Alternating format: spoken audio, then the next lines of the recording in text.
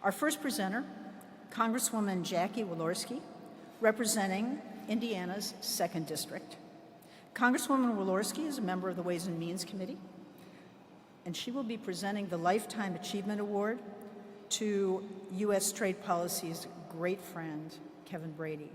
My great friend, Kevin Brady, our great friend, Chairman Kevin Brady. Congresswoman Walorski, welcome to the panel. Welcome to WITA. We're delighted to have you here.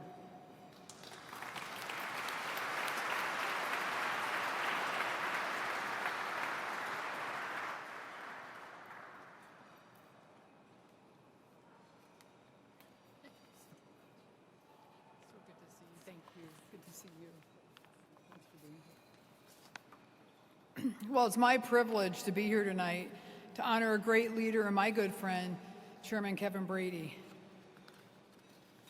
I was so excited when I got the news that I was going to come and join you tonight, because 2 years ago, I was a recipient of this award, and I was probably the only person in this house that had never been here before. So when I walked in for the first time 2 years ago, and saw all of you and the faces that we had worked with in trade and how important these relationships are, I was thrilled to be asked to come back tonight to be able to celebrate with my friend. To all who know him, Kevin Brady is synonymous with Texas, with baseball, with tax cuts and trade. That is who he is. One of the things that we got as members of Ways and Means when we came in to Ways and Means and Kevin was our chairman. In keeping with the style of Kevin, we got baseball hats. Everybody got a baseball hat. And you had to sign on that baseball hat that you're going to be a part of this winning team of all we were going to do in the Tax Cuts and Jobs Act, all we were going to do together as a team to be victorious for this country. And I'll cherish my baseball hat forever.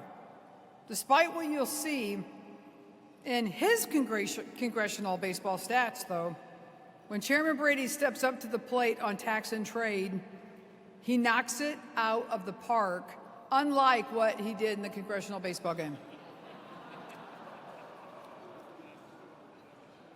No one's worked harder to deliver lower taxes, higher paychecks, and better trade deals for American families and small businesses than Kevin Brady. At the helm of the powerful House Ways and Means Committee, Chairman Brady led the House through some of the most transformative, pro-growth legislative achievements in history.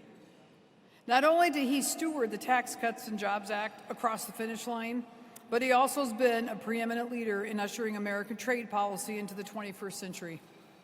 In addition to leading our committee, Chairman Brady is a trade powerhouse in his own right. Notably, he's helped successfully secure passage of 13 of America's 15 free trade agreements, including the United States-Mexico-Canada agreement.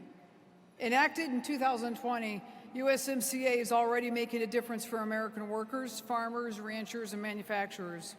Thanks to Chairman Brady's resolve, American producers are on a stronger, more competitive footing today on the global stage. His work on USMCA alone has yielded real benefits in Texas, Indiana, and across the country. As a leader, Chairman Brady also empowers members to do what they need to do. I can tell you from that firsthand. As many of you know, I represent one of the largest manufacturing districts in the country, including the RV country in Elkhart, Indiana. We are the capital of the industry.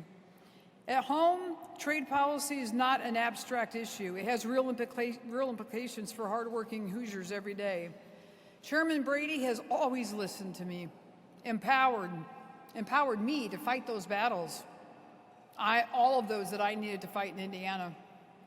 That's not just me, it's every member in our committee. It's hard to imagine Congress without Chairman Brady. I will miss him and his leadership. Chairman Brady's devoted a lifetime fighting for a brighter and stronger future. No one is more deserving of this Washington Trade Association Lifetime Achievement Award. In recognition of all of this and more, it's my great honor to present this award to my chairman and my friend forever, Kevin Brady.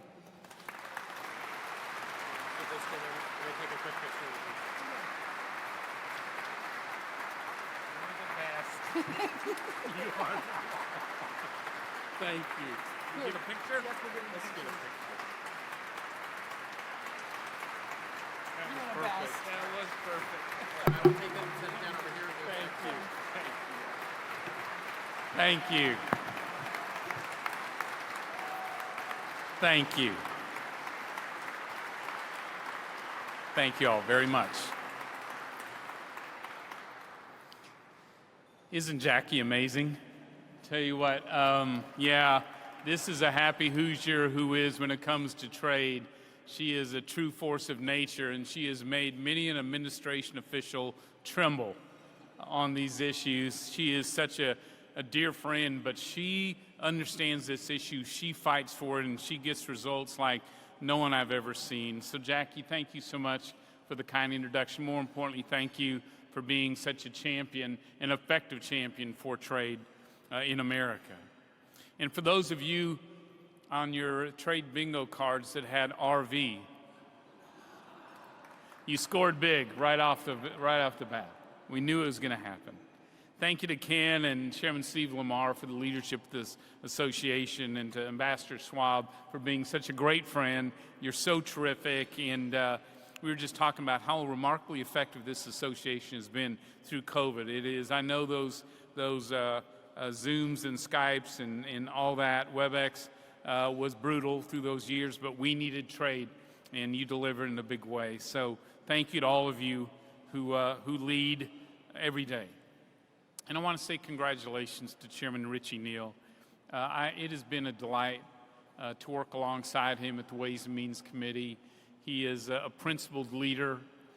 He's effective.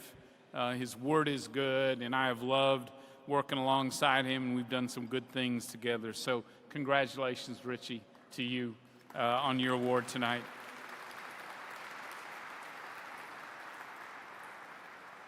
And for me, what makes this so special is who it comes from. You are the trade leaders in our nation. You're the policymakers. You're the thinkers. You are the ones who guided me through so many years of trade policy, so many different agreements, through MFN, through TPAs, through all the special agreements, and have done it. It has been such a joy to work with people I admire and I respect in trade, and that's what makes this award so special to me. I'm also blessed with some of the best professional team on trade one could ever hope for. On the trade team today, and I saw him earlier, Josh Sneed, Josh Sneed, Jennifer Thornton, David Giordano. And from my office, I've got a bunch from my office led by James O'Brien, our trade guy, and of course our Chief of Staff, Dave Davis, all tremendous. And I got, from somewhere in the world, just got a text from Angela telling me congratulations and telling me what I needed to say. So I got my start, and I'm going to be really brief. I got my start after I came to Congress. All I wanted to do was create jobs. And so I sought the advice of a mentor of mine from Houston who served on the Ways and Means Committee, President George H.W. Bush. And I went to him and he said, Kevin, you need to do trade. And he sent me to James Baker. And Secretary Baker said, Kevin, you need to do trade.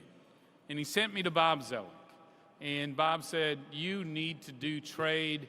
And I said, I want to learn a trade agreement from concept to negotiation to passage and implementation. And he said those famous words that changed my life. Well, you know, I've had a small little trade agreement. Shouldn't be very controversial. It's in Central America. Would you like to lead that? And that started the whole deal.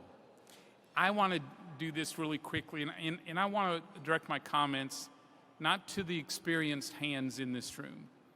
I want to direct it to our new policymakers, our new staff, our young people getting involved in trade maybe in your first years. So those of you who are experienced, don't listen. There are 3 truths to trade that never change in my view. And these truths are this. The first is that the freedom to trade is our greatest economic freedom. It lies at the heart of free enterprise. The title it's like free speech. the title doesn't refer to the cost of trade.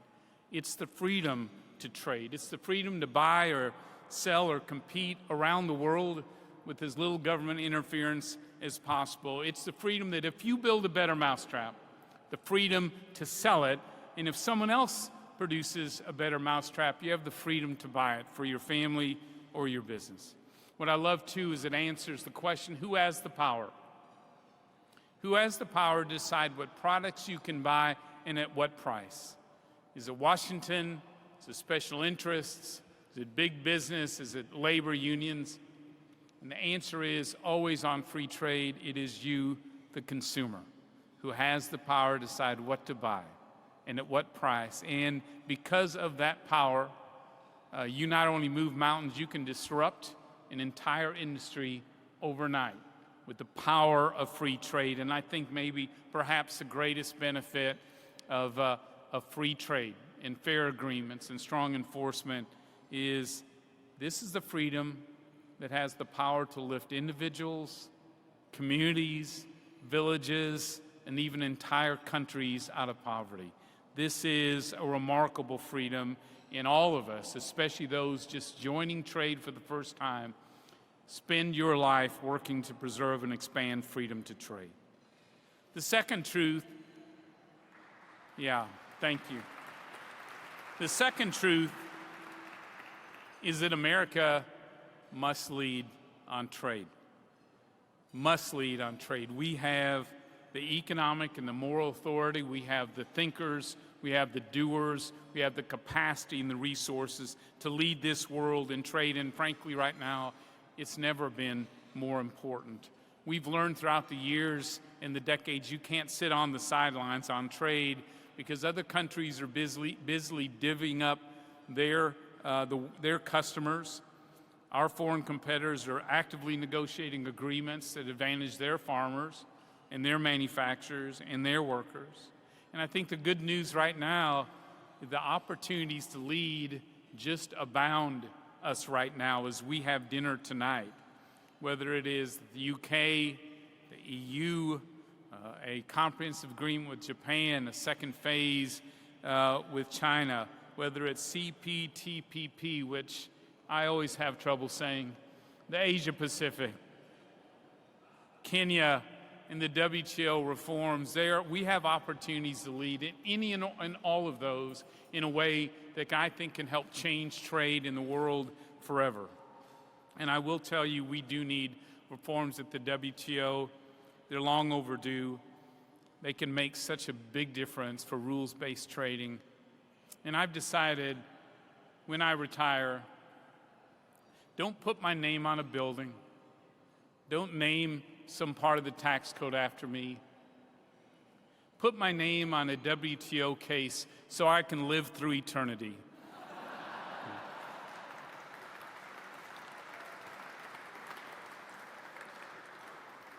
This is our time to lead. This is our time to lean in, as it is with every presidency, and I hope we can do more of that. And the final truth is this. Trade is bipartisan. It is too big for one party to carry itself, and every trade agreement, every piece of progress we've made is because both parties have found a way, often through difficult issues and regional issues and everything else, partisan issues, found a way. I know Washington is partisan these days, but I'm hopeful it won't always be. These things tend to ebb and flow, and I think at some point this storm will lift and we'll see blue skies and we'll have a chance to work together, and I can't think of a better place to start than on trade. Let's build on the strong momentum of USMCA. Let's renew and fine-tune GSP and MTB and the 301 exclusions. Maybe we start fresh. Maybe we think anew about our constitutional authority and our legislative process on trade. And I'm hopeful we can come together and give this president trade promotion authority. Every president deserves it. It sends a signal to the world we're serious and gives us the tools we need. So I'll close with this. America is made for trade. It's our strength. It's our responsibility. It is not enough to simply buy American. We have to sell American all around the world. This is our legacy as a nation. and the people in this room are the ones who have carried that banner and are going to carry it in the future. That's why, again, I'm just so grateful for receiving this award today. Thank you.